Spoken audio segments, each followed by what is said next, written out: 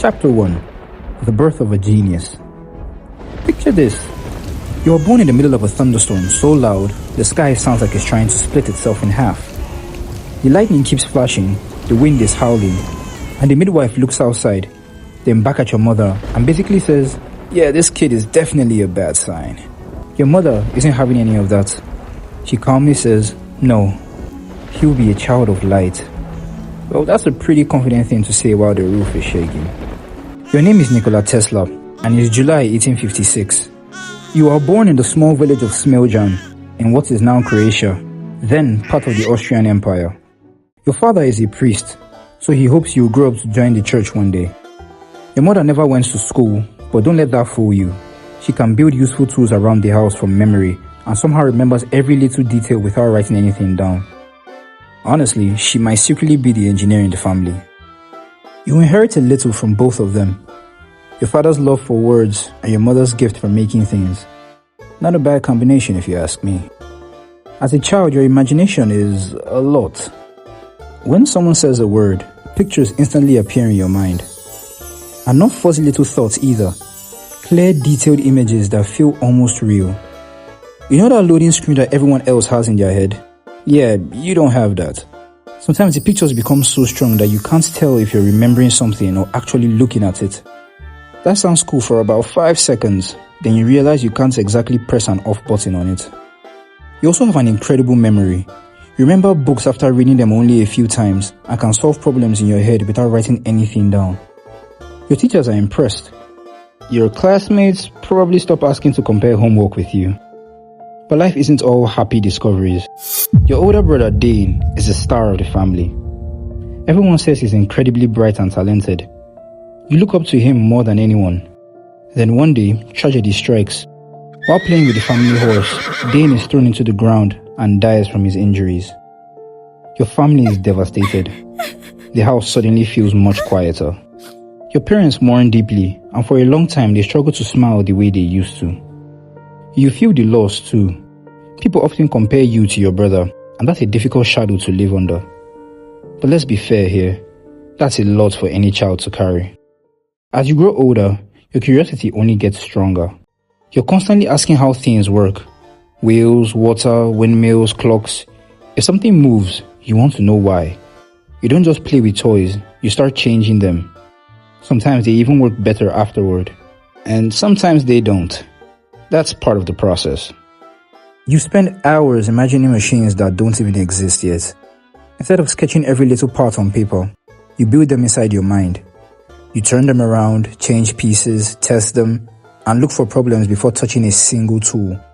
It's honestly a strange way to work, but if it saves you from rebuilding the same machine 10 times, who's complaining? School comes easily to you. Math, no problem. Science, even better. You fly through lessons so quickly that some teachers think you're cheating. Imagine getting accused of being too good at math. That's a very unique problem to have. As a teenager, you attend higher schools where your interest in electricity starts growing. Electricity feels almost magical. Nobody can see it, yet it can light lamps, create sparks, and makes machines move. The more you learn, the more questions you have. Then one day, your teacher demonstrates a machine called a Gram dynamo. It can act like both a generator and a motor. The machine works, but not perfectly. Sparks fly from the brushes as it runs. You watch closely. Something about it bothers you. You raise your hand and suggest there might be a better way to make electric motors work. Your teacher quickly shuts the idea down. He tells you it's impossible. Well, nothing motivates a curious person quite like hearing the word impossible. You don't argue much. Instead, you quietly keep thinking about the problem long after class ends. If there's another way, you want to find it. Around this time, your father reminds you that becoming a priest is still an excellent career choice. You, meanwhile, are staring at machines like they're the greatest things ever invented. Those two dreams don't exactly point in the same direction. Before anyone can settle the argument though, life makes the decision for you. You become seriously ill with cholera. Not just sick, dangerously sick. You spend months confined to bed, growing weaker as the disease refuses to leave. Some days your family fears you won't survive. Your father stays by your side through the illness, Finally, in one emotional conversation, he makes you a promise. If you recover, he will let you study engineering instead of joining the priesthood. Well, that's one way to win an argument. Slowly, your strength begins to return. Little by little, you recover. And with your father's blessing, you prepare to leave home and study engineering, the subject you've wanted all along. Chapter 2. The missing part. You leave home and travel to the Austrian Polytechnic in Graz. This is where future engineers go to learn how machines work, which means you've basically arrived in paradise. You throw yourself into your studies with unbelievable energy. While most students are trying to survive the semester, you're attending nearly every lecture, reading late into the night, and solving extra problems just because they're there. Honestly, I'm starting to think your idea of relaxing is doing more math, which is weird. Your professors quickly notice you, not because you're loud, but because you seem to absorb information like a sponge. You regularly study from early morning until long after midnight. That's a lot. One professor even writes to your father, praising your work and saying your dedication is almost unbelievable. Another quietly worries you're pushing yourself too hard. Turns out, both of them are right. One day, you watch another demonstration of a direct current motor. The machine works, but the brushes keep sparking against the spinning parts. There it is again. That annoying little problem refuses to leave you alone. You can't stop thinking about it. You wonder if a motor could actually work without those brushes at all. The idea keeps spinning around in your head long after everyone else has gone home. You build different versions of the machine in your imagination, changing one piece at a time. No paper, no tools, just your mind. Your classmates probably think you're staring into space. Meanwhile, you've rebuilt the same motor about 30 times in your head. As time goes on, your workload starts catching up with you. You hardly sleep. You barely take breaks. Your body eventually sends you a message. It would like a vacation. You ignore it. Not exactly the smartest decision. Then something unexpected pulls your attention away from school. You discover gambling. At first, it's just curiosity. One game becomes another becomes another, and soon you're spending far more time around card tables than textbooks. Well, now that's a problem. The money disappears quickly. Sometimes you win it back, sometimes you don't. You borrow money and you promise yourself you'll stop after one more game. You do not stop after one more game. Your grades begin to slip. You stop attending some classes altogether. The student who once looked unstoppable is suddenly struggling just to keep up. Your scholarship disappears, and your family doesn't even know how badly things have gone. Eventually, you leave Graz without finishing your degree. That is not how anyone expected this chapter to end. But life isn't completely done with you yet. Chapter 3. Breakthrough. You move around looking for work while still trying to get your life back together. At one point, your family loses track of where you are. Your mother worries constantly, and your father searches for news about you. Then word finally reaches them. You're alive. Just not exactly where they hoped you'd be. Your father convinces you to come home. For a while, it looks like things might settle down. Then tragedy strikes your family once again. Your father suddenly becomes ill and dies. The man who stayed beside your bed during cholera, the man who finally agreed to let you chase your dream, is gone. The loss, just like your brothers, hits you hard. You take a teaching job at your old school for a time, trying to support yourself while figuring out what comes next. Life feels quieter now, but your mind never really slows down. You're still thinking about machines, still thinking about electricity, and still trying to solve the same problem that has been bothering you for years. Eventually, an opportunity appears. You move to Budapest and begin working for a telephone company. Telephones are still fairly new and there's plenty to improve. You repair equipment, solve technical problems, and impress your coworkers with how quickly you understand complicated systems.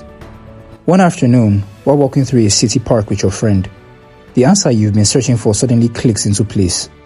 Not after weeks in your workshop, not while taking notes. You're just walking and then your mind lights up. You stop where you are. Right there in the park, you begin drawing invisible diagrams in the air with a stick. You excitedly explain how a rotating magnetic field could spin a motor without the sparking brushes that have bothered you for years. Your friend watches you with a mixture of amazement and probably just a little confusion. To be fair, if someone suddenly started waving a stick around while talking about invisible magnetic fields, I'd have questions too. But to you, it makes perfect sense. The idea is finally clear. You can't stop thinking about the new motor. Every chance you get, you keep improving it inside your mind. You change parts, you test different designs, you imagine every piece moving together. If something doesn't work, you fix it, all without touching a single screwdriver. Your brain is basically running its own engineering workshop. After proving yourself in Budapest, you move to Paris and begin working for the Continental Edison Company. The company builds and repairs electrical equipment across Europe. Finally, you're surrounded by generators, motors, cables, and people who speak your language.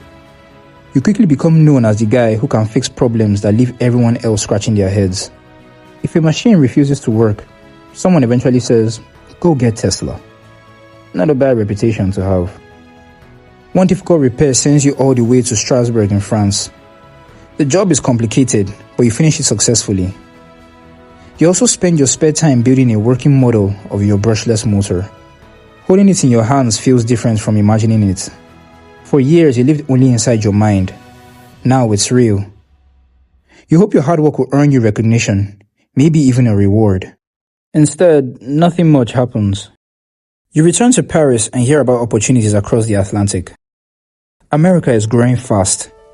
Cities are filling with electric lights, factories, and new inventions. It sounds like the perfect place for someone obsessed with electricity. So you pack your belongings, which isn't much, just a few clothes, some notes, a recommendation letter, and a head full of ideas. And you board a ship bound for New York. The trip doesn't exactly go smoothly. Some of your luggage disappears during the journey, and you arrive with very little money in your pocket. Great start. Still, New York is unlike anything you've ever seen.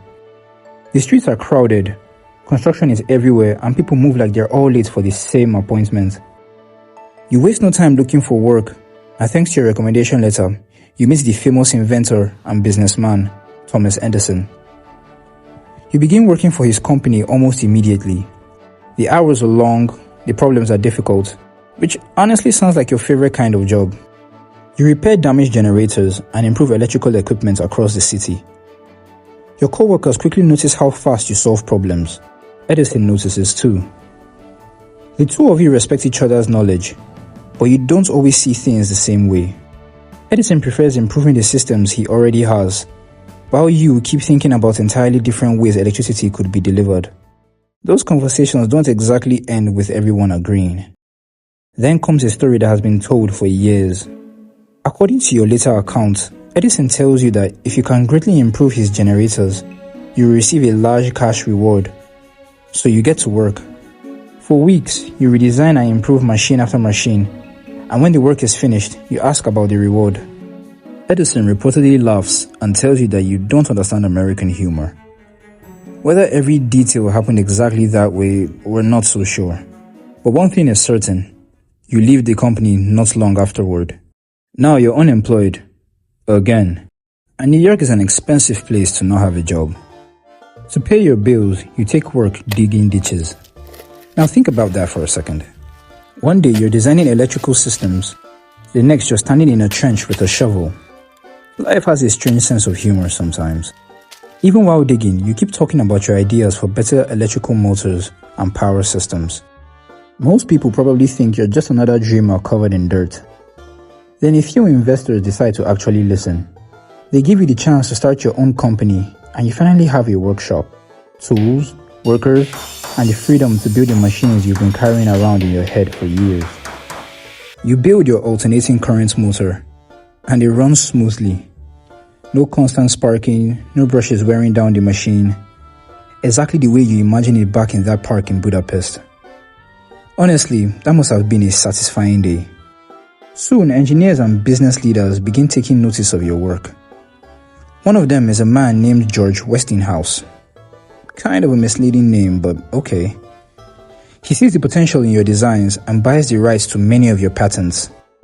For the first time in quite a while, things are finally looking up for you. Working with Westinghouse finally gives your ideas a chance to spread. Power stations begin using alternating current, sending electricity across much longer distances than before. Turns out those long nights spent arguing with imaginary machines in your head were actually worth something.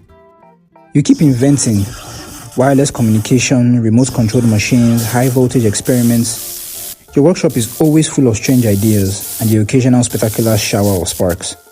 Let's just say your neighbors probably had questions. People come to watch your demonstrations in amazement.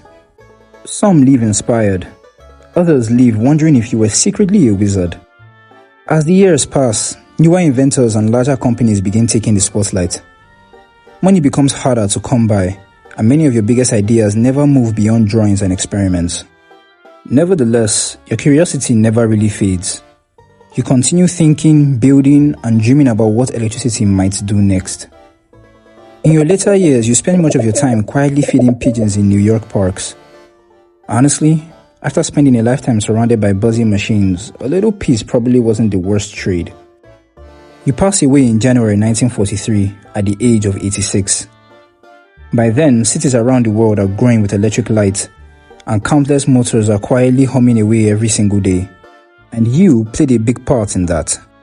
Pretty poetic for the boy who was born during a thunderstorm.